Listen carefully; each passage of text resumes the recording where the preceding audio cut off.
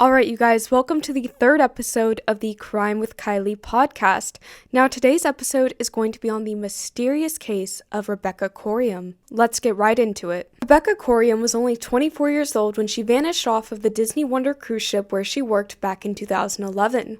To this day, Rebecca has never been found. Rebecca was born on March 11th of 1987 in Chester, England. It was there that she lived with her parents, Mike and Ann Corium, along with her sister and her two foster brothers. Rebecca's family was highly religious, so she attended a Catholic high school. She went to Chester Catholic High School, and it was there that she joined the British Army Cadets. And I'm sure, as you guys can tell from my voice, I am very much American, so I did not know what the British Army Cadets were, and I was like, well, if she's in high school, how is she old enough to join the Army? And no, it's nothing like that. It's actually this really neat sounding extracurricular program where they give you challenging and fun activities. You get to learn things like fieldcraft, adventure training, first aid, music, sports, and shooting. It's also a great program for kids to make friends and learn leadership skills. They also offer an annual camp and different expeditions all over the UK. All in all, that sounds really cool. And Rebecca seems like she was/is a very cool and adventurous person. So that makes a lot of sense. After Rebecca graduated high school, she then went to Plymouth University in Exeter. And it was there that Rebecca started to study sports science. While she was in university, Rebecca also worked at Chester Zoo, where many of her relatives had worked previously. It was very clear from an early age that Rebecca loved being outdoors, she loved being adventurous, and she loved helping children. She was a very bubbly and loving person. In June of 2010, Rebecca went to London for an interview. She was trying to get a job on a Disney cruise ship, and Disney is very picky with who they hire. They don't just bring anyone aboard, and there were hundreds of other applicants, but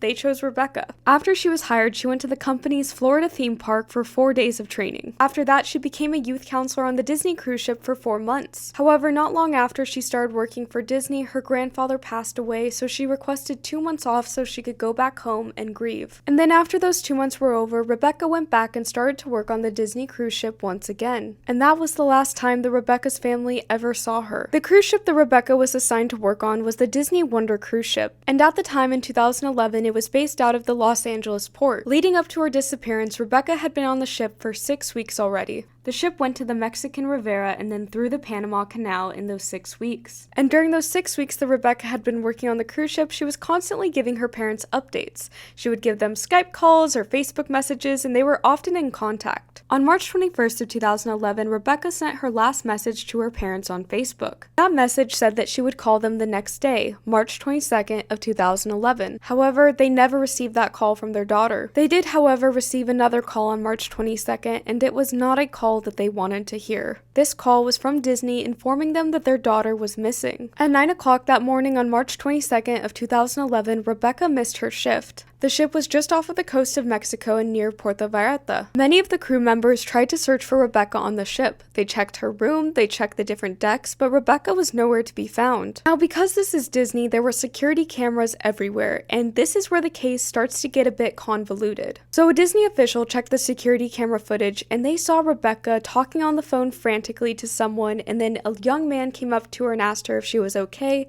to which she replied that she was fine, and this security footage was around 5:45 in the morning. But somehow from that footage, which the Disney official claimed took place on deck number 5, they assumed that Rebecca went overboard. However, that's never been proven. And another weird thing about this security footage is that all the security footage on the Disney Wonder ship not only had the date and time on it, but it also had the deck number on it. So that footage, if it were from deck number 5, would say deck number 5. However, it was confirmed by an investigator that Disney had cropped that footage so that way the deck number was not showing. Now here's the thing, the undoctored footage actually showed that Rebecca Corium was on deck number 1. She was nowhere near deck number 5. And you might be wondering, why is deck number 5 so significant? Well, deck number 5 was the crew deck, and if you're watching this via video and you're seeing the pictures on the screen, you guys can see that there's a little pool there that was for the crew. And Disney's version of events is that Rebecca must have been on the crew deck, she must have gone swimming, and then just got washed overboard by a massive wave. And Disney only had 2 pieces of evidence to prove this claim. The first was the CCTV footage, which,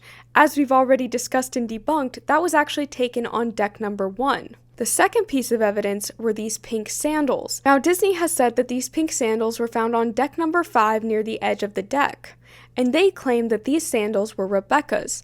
However, they weren't even in Rebecca's size, and her fellow coworkers confirmed that they weren't even her style. And if that wasn't enough, the name on the sandals didn't even belong to Rebecca, and it also had a cabin number that was not Rebecca's cabin number. These sandals were never forensically tested. And not to mention, for Disney's story to even possibly make sense, there would have had to be a wave that reached 100 feet high. And there were no waves that reached that height, and there were no storms in the area. And when Disney had this disappearance investigated, they did a very poor job. Disney waited 3 whole days to report Rebecca as missing to the police. When they did, they contacted the Royal Bahamas Police Force to conduct an investigation. And that police force only assigned 1 detective to the case. This detective was Paul Rule, and he was flown out by Disney on a private jet to Los Angeles. And when he got there, he was only on board the Wonder Ship for 1 day. During his 1-day investigation, he only interviewed 6 out of the 950 employees, and he interviewed 0 of the 2,000 guests. And it wasn't until a week later that Disney flew Rebecca's parents out onto the ship. And Disney did this very discreetly. They sent them in a car with very tinted windows, and then they took them through the back of the cruise ship. And it was there that Disney showed them the doctored CCTV footage and provided them with the sandal as evidence. The following day, Rebecca Corium's parents were escorted off of the ship, and the Wonder Disney cruise ship set off for another cruise, still not knowing what happened to Rebecca. And Rebecca's parents did not believe the story that Rebecca was just washed overboard by a rogue wave. So, they took the investigation into their own hands. They hired a private investigator named Roy Ram, and Roy Ram was a former specialist of Scotland Yard. Now, it was Roy who uncovered the fact that the CCTV footage had been doctored, and it was also Roy who figured out that there was no way a wave that high could have occurred and washed Rebecca off of the deck. He analyzed the weather reports and the ocean condition reports for March 21st and March 22nd and didn't even find an inclination of even the slightest of storms. A few months after Rebecca's disappearance, investigative journalist John Ronson of The Guardian went aboard the Wonder Ship in an attempt to make sense of her disappearance. It was there that John interviewed different Disney crew members who knew Rebecca. Many of them agreed, but out of fear of not wanting to lose their jobs, they chose to remain anonymous. One crew member said, "Disney knows exactly what happened. The phone call she had? It was taped. Everything here is taped. There's CCTV footage everywhere. Disney has the tape." And when John asked a different crew member about Rebecca, this is what they said. "I don't know anything about it. It didn't happen. You know that's the answer I have to give." Did you guys pick up on that?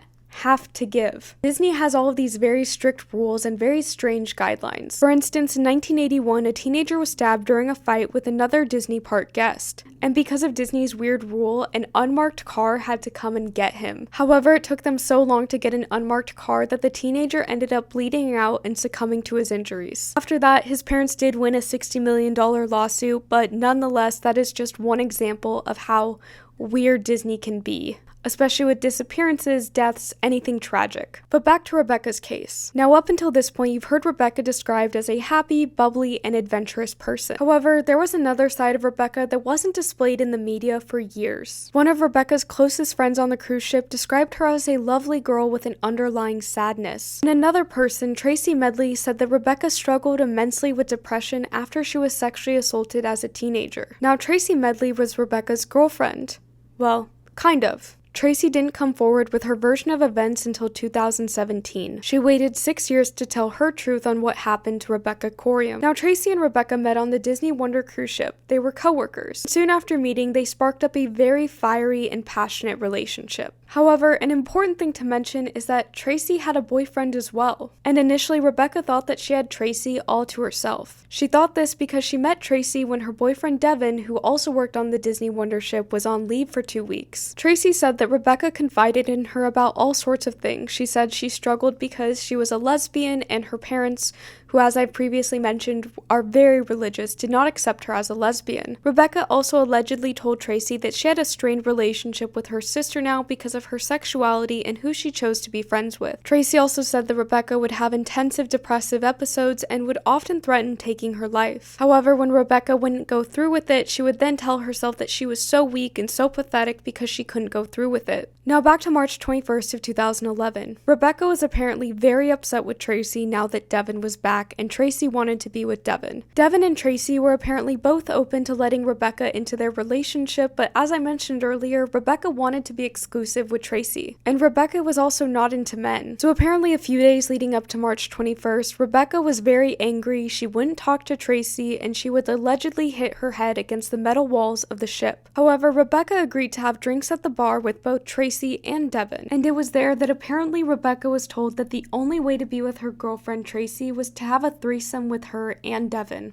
And Rebecca apparently agreed to do this. So after having some drinks, the three of them went back to Devin's room and they had a threesome. But after they were done, Rebecca really wanted to leave and she asked Tracy to come with her back to her room. However, Tracy said that she wanted to stay in Devin's bed and that she was too drunk to go anywhere. Rebecca then asked Tracy a few more times and begged her to just please come with her, but Tracy wouldn't. And because Rebecca didn't have any clothes to wear, she threw on a pair of Devin's pajamas, which explains why she can be seen talking on the phone in the CCTV footage wearing men's clothing. Before Rebecca left Devin's room, she told Tracy that she was going to go on a walk, to which Tracy asked her if she was going to be back. Rebecca then told her to leave the door unlocked so that way she could come back. However, according to Tracy and Devin, Rebecca never returned. Apparently on the morning of March 22nd of 2011, when Tracy woke up and noticed that the cabin door was still unlocked, she knew that Rebecca had not returned and that Rebecca had probably jumped. Tracy has said this like it is fact. She believes truly in her heart that Rebecca jumped off of the ship. However, to this day, nothing has ever proved that that happened. No body has ever been found. No clothes have ever been found. Nothing. And I don't know if it's a little bit weird to you guys, but it's a little bit weird to me that Tracy waited 6 years to tell her version of events. If she truly believed that that is what happened, I don't know why she didn't contact the police or Rebecca's parents sooner. But the case does not end there. A few months after Rebecca disappeared, someone had tried to use her credit card, and her credit card was not a part of the items that were returned to Rebecca's parents. From this, Rebecca's parents have assumed that Rebecca is either alive or that someone had stolen her credit card. The other odd thing that happened is that someone had changed Rebecca's Facebook password, and to this day, it is still unknown who did that. It's also important to note that Rebecca's parents, Mike and Ann, do not believe that Rebecca took her own life. Rebecca had apparently just bought tickets for Disneyland Paris for herself and her parents and was very excited to go. According to them, she had a lot to live for. And from the CCTV footage, Rebecca's parents also believe that Rebecca was sexually assaulted because of how panicked she was looking on the phone. Rebecca had also confided in two of her friends back home in England that she feared being raped or sexually assaulted on the ship. To this day, Rebecca's family have never received a final report on their daughter's disappearance. And as of 2015, the investigators that the Coriums hired have said that foul play could have very well occurred, and that murder is not off the table. And if there are any updates with Rebecca's case, I will let you guys know here, but thank you for listening to her story up until this point. I hope you guys enjoyed the episode, and I will see you all next Saturday.